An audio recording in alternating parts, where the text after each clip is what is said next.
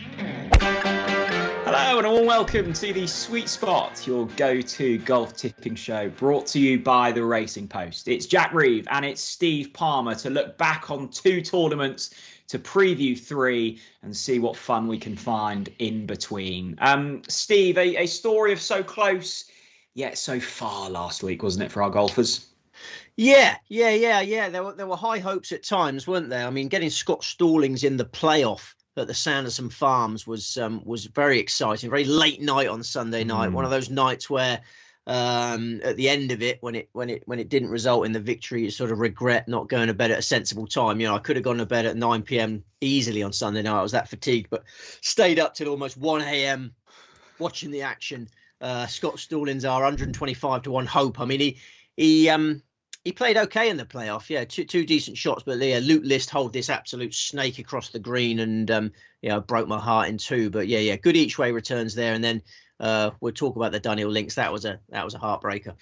Yeah, I mean, more to the Sanderson Farms than you're sort of making out there, Steve. It was a 5-man playoff in the end. Yes. The first time that's happened for a few years.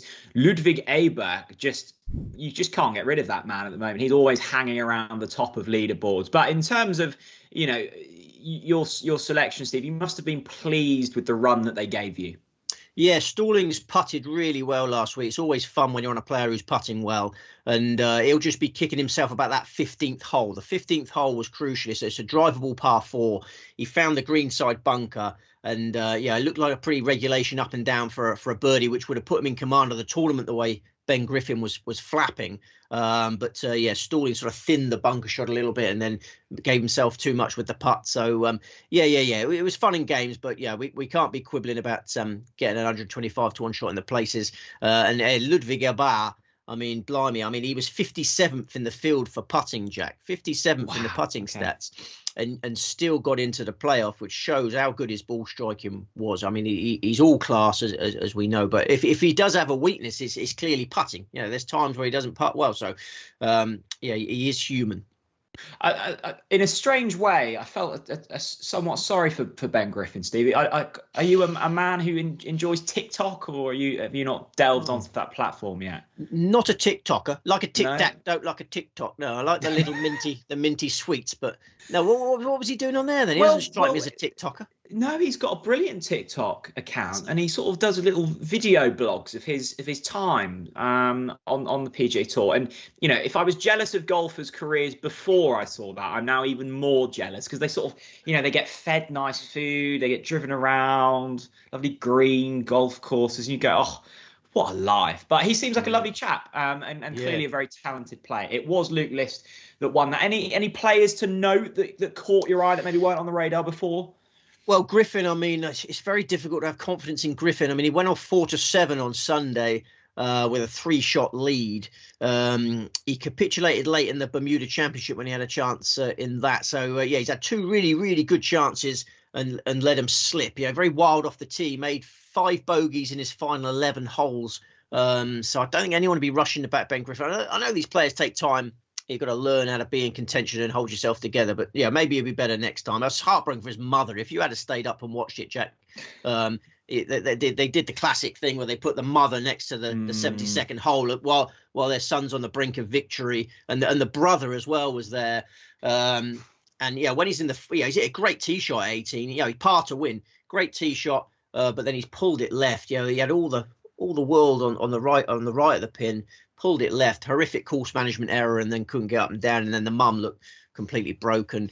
He knew he had no chance in the playoff, really, because he mentally gone. But Luke List hold a snake. Scott Stallings we're happy with. Ludwig Aber, I mean, it's not out of second gear there.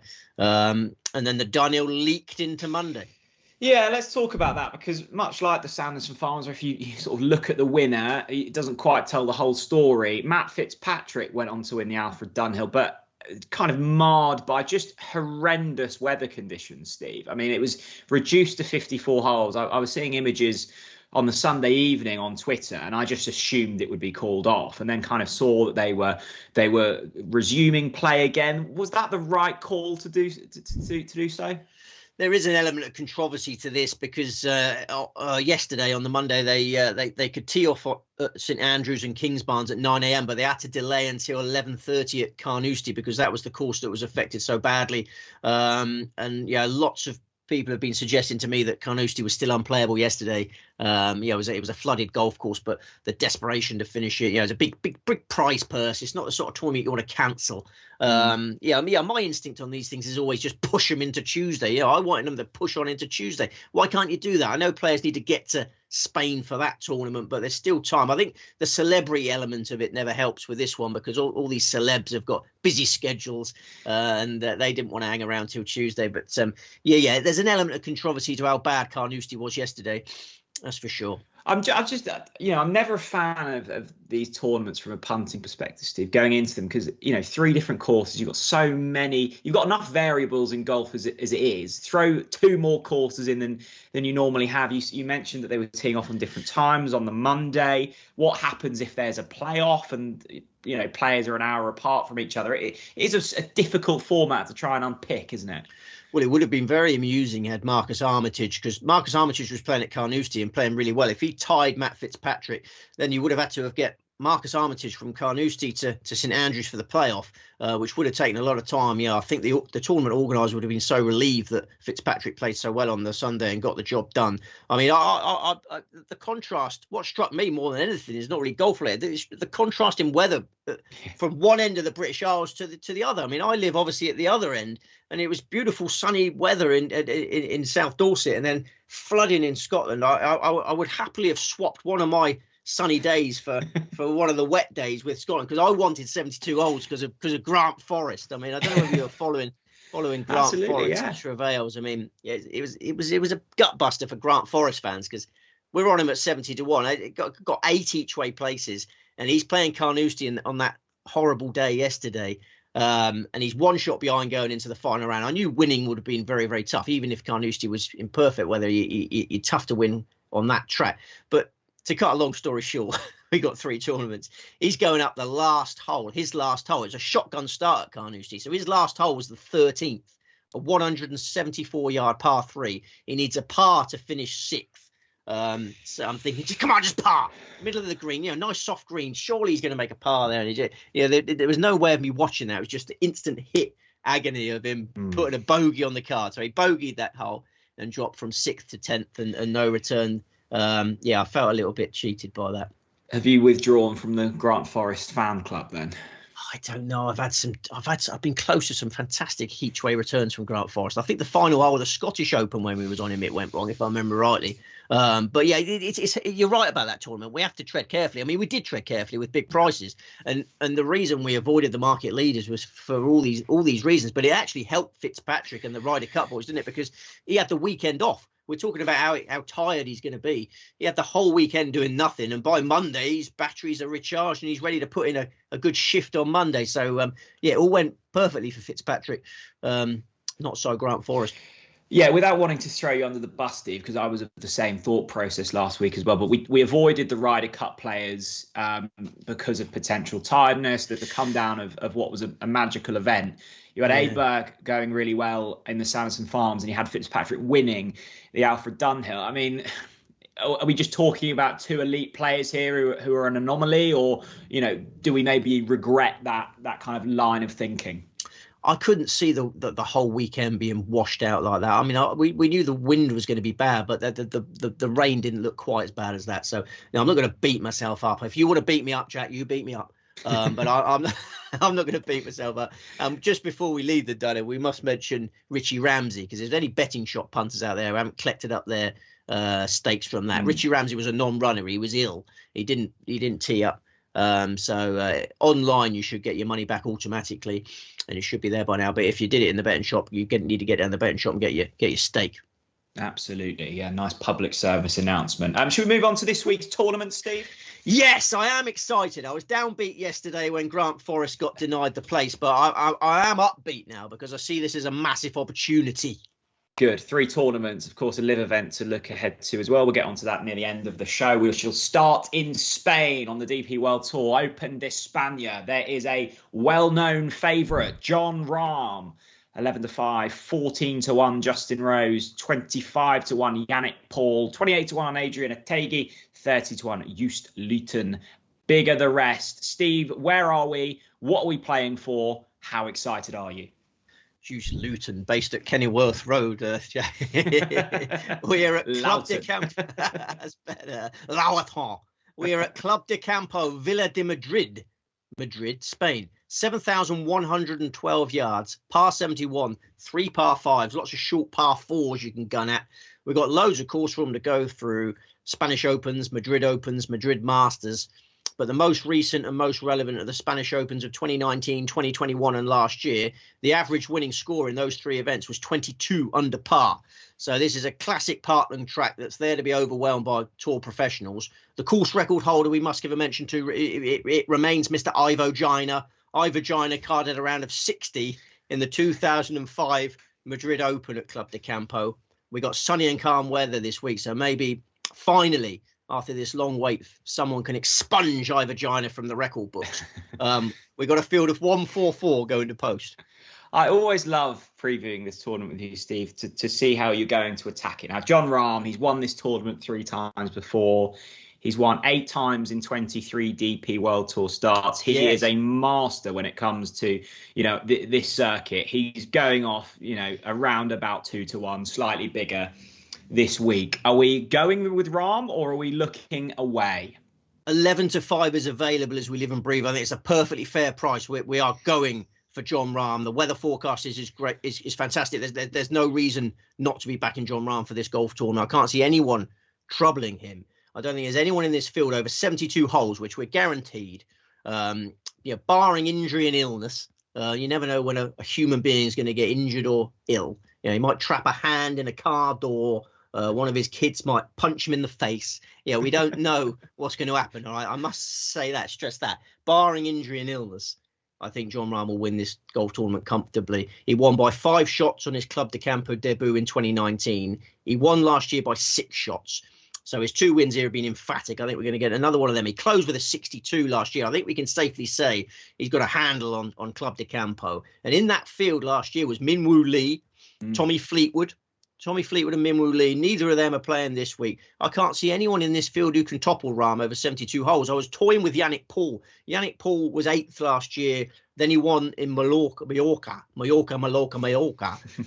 So Yannick Paul was a possibility, but he had a late tee time at Soggy Carnoustie. Did we mention that they went off later at Carnoustie, 11:30? So he sort of tee time yesterday. He's still slogging round a Soggy Carnoustie, Yannick Paul. That is far from ideal preparation. There was a few players that got finished early, could jet off, but he had a long day yesterday, did Yannick Paul. All the Dunhill competitors are going to be later than they planned arriving in Spain. They had dirty shoes. Rahm has no such concerns. He had a nice week off after the Ryder Cup, and he played superbly in the Ryder Cup, didn't he, Jay? He was absolutely brilliant. I mean, I guess to play devil's advocate here, Steve, are there concerns that Rahm may have had a complete week off and might be somewhat rusty coming back with golf club in hand, or are you confident this man can just get the job done? I hope he has had a complete week off. I mean, I hope he took a full week off after the Ryder Cup and come back this week. It's not like he had a big gap before the Ryder Cup. He was 4th in the BMW PGA Championship, and then he produced some of his best golf of the whole year in the Ryder Cup. I mean, talk about peaking for when it matters most. He was unbeaten through those 4 matches that he played. He played really well at Wentworth, as I say, in the BMW PGA. I think he's got that perfect blend of form and freshness to produce his best this week. And you mentioned that figure, 23 regulation DP World Tour events he's played, and he's won 8 of them. I mean, the strike, it's an amazing strike rate. 2 Irish Opens, 3 DP World Tour Championships. It's not like, you get great fields in there every year. 3 Spanish Opens, twice runner-up in the BMW PGA at Wentworth. So it could have been even more impressive, that statistic. When he's a big fish in a small pond, he's absolutely deadly. It's like throwing a shark into a little goldfish pond, isn't it? We all know what happens in that scenario. Sorry, I know you're going into play. No, I was just going to, from shark analogy. I think sometimes the risk with these players, maybe they rock up and pick up their appearance fee and sign some autographs and go home. But Rahm loves this event. He loves the history that comes with it. And he's turning up to win. He's a highly motivated shark, Jack. You make a very good point, because his hero is Seve Ballesteros. Seve Ballesteros has won 3 Spanish Opens. Jon Rahm has won 3 Spanish Opens. So Jon Rahm is looking to set the bar now as the most prolific winner of the Spanish Open. He's desperate to get that 4th Spanish Open title. There's no going quietly about your business about Rahm. He'll have huge galleries. He's ready for this. He relishes the huge galleries now. The only time he hasn't won at Club de Campo, he's played there 3 times, was in 2021. But at the end of 2021, he mentally down tools for the year. He was absolutely frazzled because he had Steve, that. Was this the heartbreak of our Naus that year? Adrian Naus, was that? Yeah, I think it was. Yeah, it was. Yeah. It was. We were on him, lost in a playoff. Yes. Yeah, it was a sore loss. Sorry, I've just unearthed some unhealed trauma there, haven't I? You have. I may need a moment to get over that one. I thought I was over that one, but maybe I'm not. He was frazzled, Jon Rahm, at the end of that year, because he had a FedEx Cup duel with Patrick Cantlay, you might remember, in the Tour Championship. He lost that. Then he went to the Ryder Cup and was on a European side that was absolutely destroyed at Whistling Straits. Rahm had lost his mojo at the end of 2021, but this time he's full of beans. He's really, really, really happy. I think he'll be relishing this. I can't see him being beaten. Great stuff. Well, all in on Rahm. How many other selections for the Open de Espana? Just one. Okay. I mean, you could have all your eggs in one basket, and I would fully understand that tactic. But I just want to get a little bit of place money as well from Marcus Hellekilde. He's 60-1. Plenty of 60-1 available. I mean, as I say, I toyed with Yannick Paul. I toyed with Nicholas Norgard. But I think at the prices, Hellekilde is the best backup to Jon Rahm. He's won 3 times on the Challenge Tour. The last of them came in Spain in the 2021 Challenge Tour Grand Final. He's also won twice in Spain on the Nordic Golf League. His record in Spain generally, if you go for every appearance in Spain, he loves it there. And surely he's never arrived in Spain with more self-belief than he's got now. I mean, he was runner-up in the Korea Championship in April. He was getting closer to that DP World Tour breakthrough. He was 4th in the ISPS Handa World Invitation in August. He was 13th at Cranfur Fier. He opened with a 64 at Wentworth. I mean, come on. This boy is showing us his talent now. He finished 25th at Wentworth. And then, as I say, I mentioned some players were able to get on the plane to Spain early. He cruised home at Kingsbarns early on Monday morning, finished 37th in the Dunhill. I think he might be fresher than a few of the other Dunhill boys. 27-year-old who's going to win soon. Maybe he can give Rahm a game this week. Okay, a friend to go to battle with Jon Rahm. That is the Open de Espana. Let's move over to the Shriners Children Open at TPC Summerlin. Steve, what can we expect here? Yes, we're in Las Vegas, Nevada, 7,255 yards, par 71, 3 par 5s. It's been part of this event since 1992, but we used to have loads of courses, used to be a 5-rounder. So I'd concentrate on from 2008 onwards, it was exclusively at Summerlin. And it's always been a doddle for the Tour pros, short by modern standards, played at altitude. So find the fairways and then you can attack these pins and you can make a feast at birdies. Sunny and calm weather waiting, 144 runners. We love sunny and calm weather. Let's take a look at the top of the market. Ludwig Eber, 12-1 favourite alongside Tom Kim, same price. Cam Davis, 22. Siwoo Kim, 22-1. Adam Sheck, 30-1. JT Poston, 30-1. And JJ Spawn, 30-1. Bigger the rest. Steve, a man at the top of the market here that we're talking about probably more than most at the moment. Are we going similar to the Spanish Open, or going with the favourite, or looking elsewhere for this one? I think the fact we're talking about him a lot lately is the reason to avoid him, actually. Yeah, I think his hectic schedule is too much. We're going to go with Tom Kim. Kim at 12-1. I would make clear favourite ahead of Abar for this, because when the opening shows came out yesterday, you could get 14-1 about both of these guys. You know I'm Ludwig's biggest fan, but I couldn't have him ahead of Kim for this one. Yeah, it's been such a demanding fortnight for Abar. Just on that, Steve, was that concern not sort of flattened last week when he, the excuse last week was hectic schedule, rocked up, nearly won? Is that not, what we're looking at this week as well? another 72 holes in Mississippi, losing a playoff. It wasn't a week he just breezed through, was it? So I think after a Ryder Cup debut in Italy, playing again, I think he could hit a wall this week. He's going from Rome to Mississippi. Now he's got to get to Nevada. I mean, none of these places are close to each other. No. I think he's and bear in mind, never played TPC Summerlin, course debut. It's a course at altitude. Very hard to get your clubbing right when you're playing courses at altitude. He said last week's course he found very straightforward. He was able to turn up. It's all in front of you. TPC Summerlin will catch him out a little bit, I think, on clubbing. So, obviously he could overcome all these handicaps and win, but I just much prefer Tom Kim at the prices and would make Tom Kim favourite. Much quieter build up to the event for Kim, which I think is crucial. Do you remember the Open Championship? You were there, weren't you? Yeah, I was there. Just sustained ankle injury. Remember the ankle injury? Yes, yeah. Tom Kim, ankle injury at Royal Liverpool in July. Needed time. Fall in his patio or something, wasn't it? Yes, had a slip on. Had a slip at where he was staying, and it needs time is a great healer, as you know. Many a heartbreak has been healed from that. Not Adriana's. Time's not healed. No, it hasn't. 2 years not enough.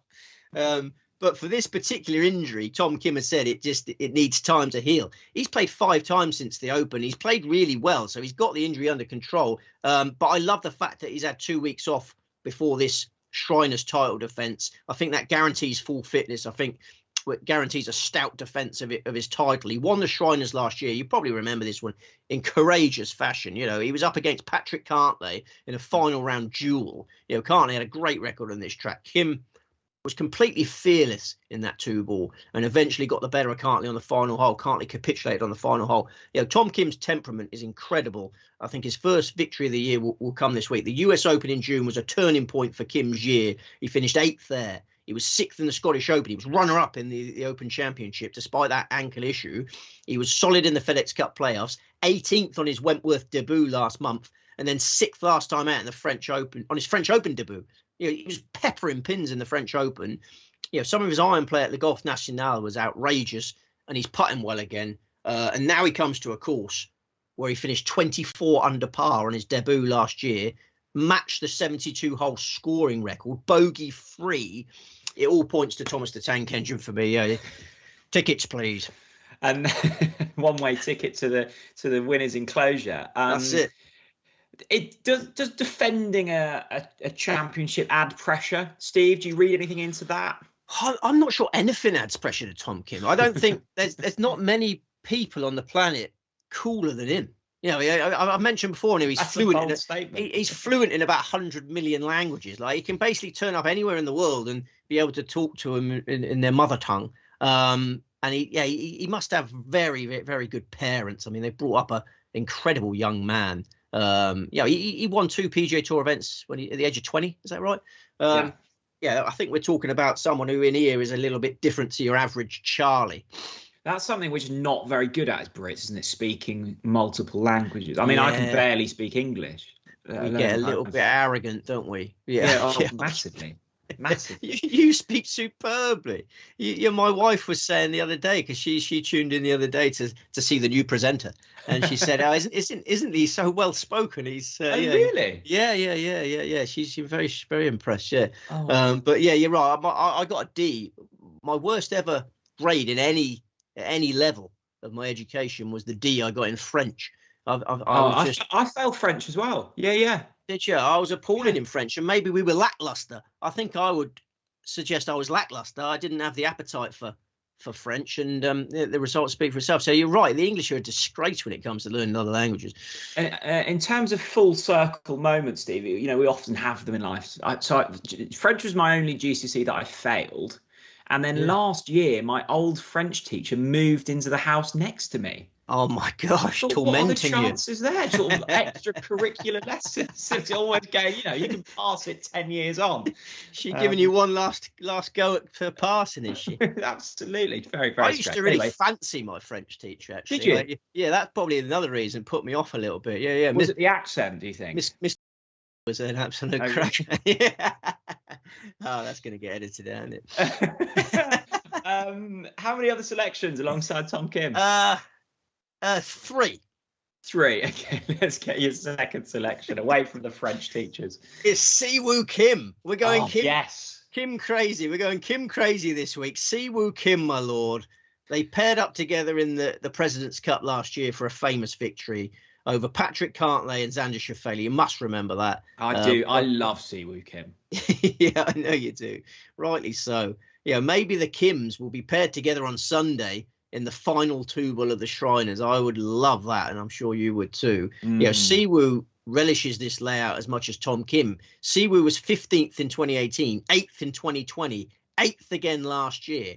He won his 4th PGA Tour title in the Sony Open in January. He was 2nd in the Byron Nelson in May. He was 4th in the Memorial in June. Then he had a solid FedEx Cup playoffs. Then some people might think he's been inactive since the Tour Championship. Not on your Nelly. He was actually busy preparing for and playing in the biggest tournament of his life, I would argue. Yeah. Because this year, for the first time ever, professional golfers were allowed to enter the Asian Games. Have you been reading up on this one, Jeff? I have. It was alongside the Ryder Cup, wasn't it? And I was just as interested in.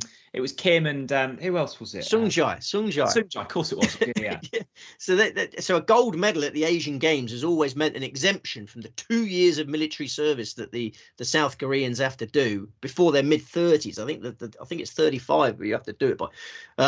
So what an opportunity this was for Siwoo and Sungjai. Yeah, great opportunity, and they've taken it with both hands. Siwoo Kim and Sungjai Im entered the Asian Games. The Korean side won the team gold medal by 25 shots. They left nothing to chance there. And they no longer need to take this 2-year military service, which can obliterate careers. You see what happened to Sang-moon Bae. The relief for these guys will be enormous. I think they go from strength to strength. It's always going to be in the back of your mind, isn't it, that your career is going to go on hold for 2 years. Now, free of that tension, I think Siwoo, he's a PGA Tour soldier forevermore. I just can't imagine the pressure that must be going through them. So much on that. I remember as a kid, you do putting competitions. We used to play 9-hole putting competitions, and the winner would get a pack of fruit pastels. And I remember you'd be stood over your last 4-foot putt, shaking with nerves. Yeah. And that was for some confectionery. I mean, imagine it to avoid going in the army. It's just baffling.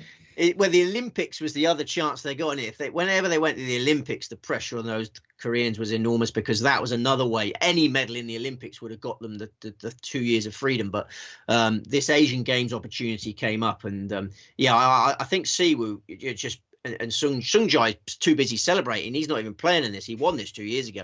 He's just dancing in the streets. But Siwoo's back down to business. So that was the week before last. Yeah, this is a week for the Kims.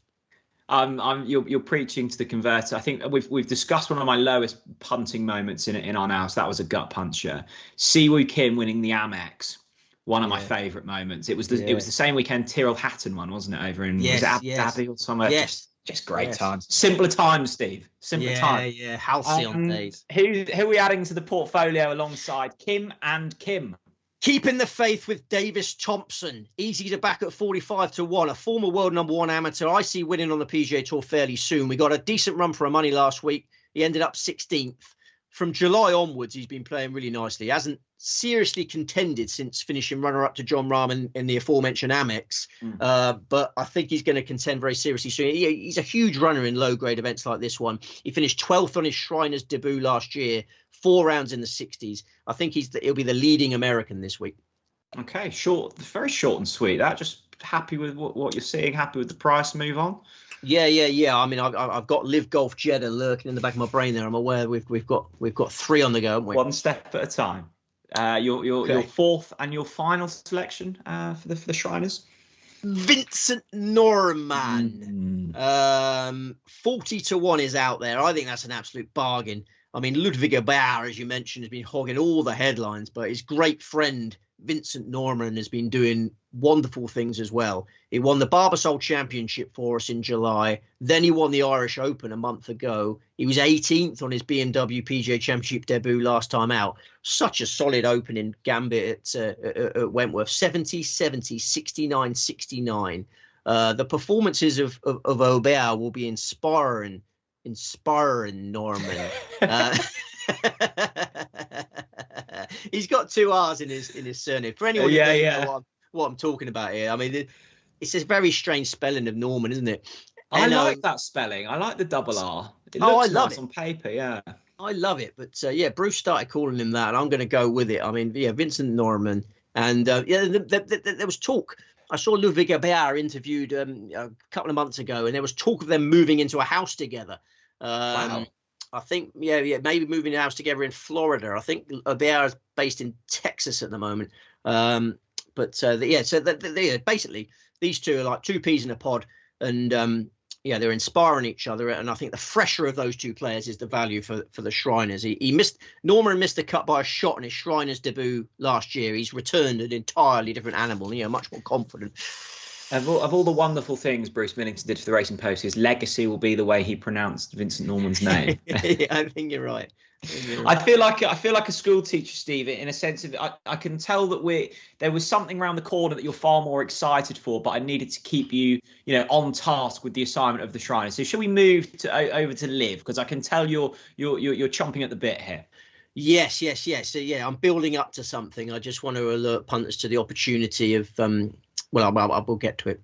We will. LIV Jeddah, Royal Greens Golf and Country Club. Talk us through it, Steve. Yes, it's in King Abdullah Economic City, Saudi Arabia. 7,010 yards, par 70, only 2 par 5s. Royal Greens hosted the Saudi International for the first time in 2019. It was a DP World Tour event back then. For 3 years, it was a DP World Tour event. Then it became an Asian Tour event from 2022 onwards. We also have the inaugural LIV Golf Jeddah there a year ago. So we got 6 pieces of course form to study. It's a course which plays into the hands of long drivers, lots of corners that they can cut. We've got a bit of breeze this week, but there should still be loads of birdies. And the players will appreciate that breeze. We got temperatures in the high 30s throughout. We might have a real feel going. At least they can wear shorts. Yeah. But I mean, it'll feel it. Yeah, incredibly hot. 40C. We could have a bit of 40C real feel. And then usual rules apply. Field of 48, no cut, 3 rounds, $4 million to the winner. And the start time is 10:15 a.m. on Friday for UK and Ireland viewers.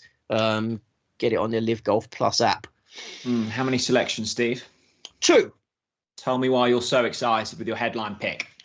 Well, I'm excited about putting all my headline picks together, and we'll come to that, because you put the 3 together and the odds become so sexy. But the best bet in this is Dustin Johnson. DJ, okay. I wasn't expecting that. You weren't expecting that? No, Easy I wasn't. to back at 11-1. I like surprising you. 11-1 generally.